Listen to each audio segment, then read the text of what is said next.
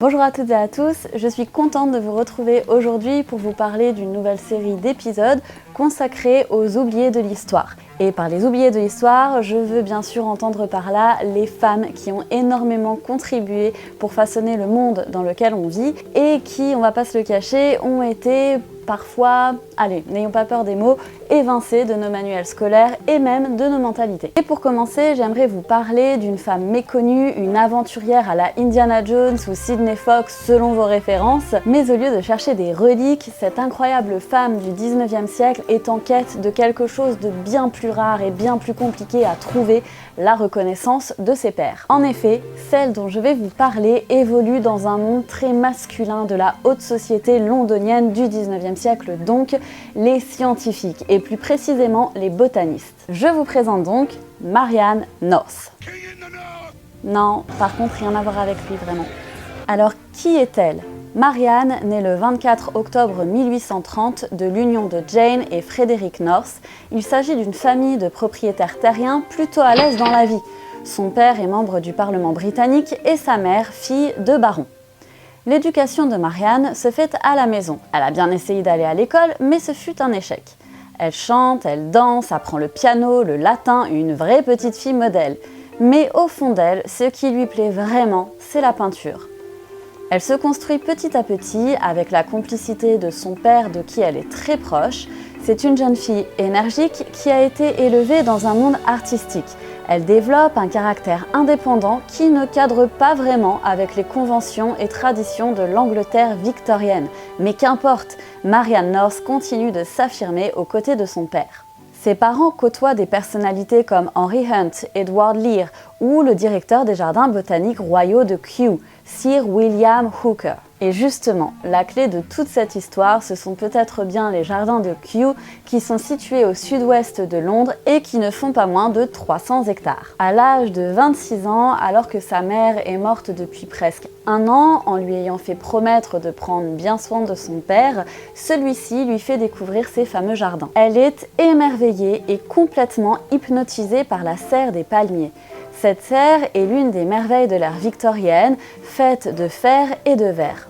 Marianne y découvre un très vieil arbre ainsi qu'une fleur qui va captiver son imagination, l'Amerstia nobilis. C'est l'une des plus grandes fleurs du monde et lorsque Marianne la voit, c'était la première fois que l'une d'entre elles fleurissait en Angleterre. Cela a été une sorte de déclic pour elle, il fallait qu'elle peigne la nature et ses trésors et pour cela, il fallait qu'elle devienne exploratrice. Et en 1869, ce désir d'exploration va arriver un petit peu plus rapidement que prévu. Son cher père, son plus proche confident et ami, meurt en la laissant totalement désemparée. Pendant quelque temps, elle ne voudra plus rien faire.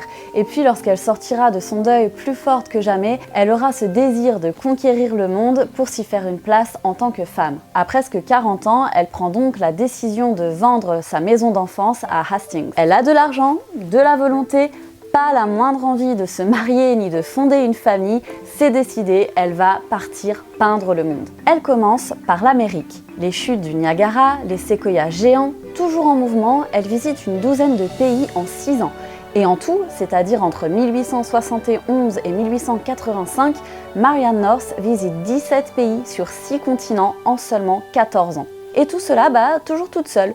On peut même essayer de se la représenter en robe victorienne et grandes bottes dans la jungle de Bornéo, à Sarawak plus précisément, car c'est là-bas qu'elle découvre une plante qui l'intrigue. En anglais, on l'appelle la pitcher plant. En français, c'est une sarracénie, une plante carnivore. Marianne North est obnubilée par cette plante et pour cause. La sarracénie sécrète un suc qui attire les insectes et les drogue. Avec sa forme de cône, une fois les malheureux tombés à l'intérieur, impossible d'en ressortir. Sur certaines variétés de sarracénie, on trouve de petits poils inclinés vers le bas, le long des parois, ce qui fatalement empêche la remontée des insectes. Et là, ce petit chapeau, selon les variétés de sarracénie, il peut soit aider à piéger la proie en se refermant, soit à récupérer l'eau de pluie pour noyer les insectes ou au contraire éviter que l'eau n'entre dans la fleur. Il faut donc imaginer Marianne North peignant cette plante pendant des heures durant en plein milieu de la jungle. Mais cela paiera car aujourd'hui Miss North a quand même 5 fleurs rares dont le nom découle directement du sien. La Norcia, la Crinum norciana, l'Areca norciana, la Kniphofia norciae et la Nepenthes norciana qui justement est une variété de Sarracenie. Marianne North n'est pas qu'aventurière et botaniste, vous l'avez compris, elle est également artiste. Elle commence à peindre tout d'abord avec la technique de l'aquarelle, puis en 1869, elle rencontre l'artiste australien Robert Dowling qui lui donne sa première leçon de peinture à l'huile. Par la suite, elle ne peindra plus qu'avec ce médium. Normalement, les illustrations scientifiques sont des dessins au crayon ou des aquarelles, mais elle continue à peindre à l'huile, enfreignant la tradition, ce qui donne une énergie incroyable à ses peintures. Elle floute la limite entre science et art.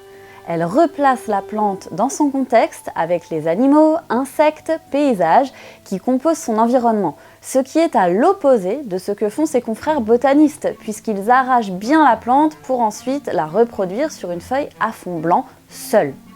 C'est d'ailleurs une des premières à peindre les plantes dans leur environnement à des fins éducatives pour informer le grand public. Elle est d'une aide considérable et rend accessible la culture botanique à tout un chacun. Et puis, vous l'aviez sûrement compris, mais ce qui l'anime, ce n'est pas seulement le fait de peindre la plante, c'est surtout de partir à sa recherche. C'est une vraie chasse qui s'ouvre pour elle. En 1879, elle revient d'un voyage de 10 ans. C'est le moment pour elle d'exposer dans une galerie londonienne. C'est ainsi qu'elle prouve à tout le monde qu'elle est une vraie exploratrice botaniste, mais également une artiste. Marianne North commence enfin à retenir l'attention et à jouir de la reconnaissance de ses pairs. Lors de ce retour, elle échange énormément avec un ami de son père, un certain Charles Darwin, avec qui elle partage la vision de la théorie de l'évolution. Celui-ci lui conseille d'aller visiter l'Océanie. Australie, Nouvelle-Zélande et Tasmanie n'ont qu'à bien se tenir, Marianne North arrive avec ses bottes et ses pinceaux. Elle revient de ce voyage en 1882 et propose au directeur des Kew Gardens de lui faire don des 832 tableaux qu'elle a peints et de faire construire, à sa charge, une galerie où les exposer de manière permanente. Pour vous montrer le caractère bien trempé de Marianne North, j'aimerais vous raconter cette petite anecdote. En fait, elle voulait accueillir les visiteurs dans son pavillon avec du thé, du café, des biscuits, mais le directeur de l'époque ne voulait rien entendre de cette pratique et lui a fait clairement comprendre que c'était même pas la peine de l'envisager. Et elle, pour avoir le dernier mot, eh bien, elle va peindre sur les chambranles des portes des fleurs de théier, de caféier, elle va représenter ces plantes. Aujourd'hui, la North Gallery est la seule exposition permanente dédiée uniquement à l'œuvre d'une femme à Londres. En 1884, elle repart pour son dernier voyage au Chili. Elle en rentre épuisée. Il faut dire que lors de ses explorations, elle va contracter diverses maladies qui vont l'affaiblir, comme la grippe ou la typhoïde, et puis elle souffre surtout de rhumatisme articulaire terrible. Elle se casse les os à plusieurs reprises, et c'est une époque où la médecine n'est pas encore ce qu'elle est. Les voyages sont un risque et les maladies tropicales une réalité. Marianne North n'est pas immunisée et s'affaiblit de plus en plus. Elle meurt en 1890 à l'âge de 59 ans en laissant derrière elle un témoignage botanique et artistique incroyable. Et puis, il faut vraiment prendre conscience qu'à cette époque, la photographie n'en est encore qu'à ses balbutiements. Aussi, les peintures de Marianne North sont une contribution extrêmement importante pour le monde scientifique. Aujourd'hui, on sait beaucoup de choses sur Marianne North grâce à ses notes et son autobiographie qui ont été publiées après sa mort par sa sœur. Vous pouvez donc consulter son œuvre en ligne, elle s'appelle Recollections of a Happy Life, je vous mettrai le lien en description si vous avez envie d'aller jeter un œil. Pour l'heure, il est temps de vous dire au revoir. J'espère vraiment que vous avez apprécié cet épisode et que vous avez découvert cette femme qui était Marianne North. Et puis, comme d'habitude, n'oubliez pas de cliquer sur le pouce bleu si cela vous a plu, de vous abonner si ce n'est pas encore fait et d'activer la cloche des notifications pour être averti lorsqu'une nouvelle vidéo est mise en ligne. Je vous remercie d'avoir suivi Histoire de Guide et vous dis à très bientôt.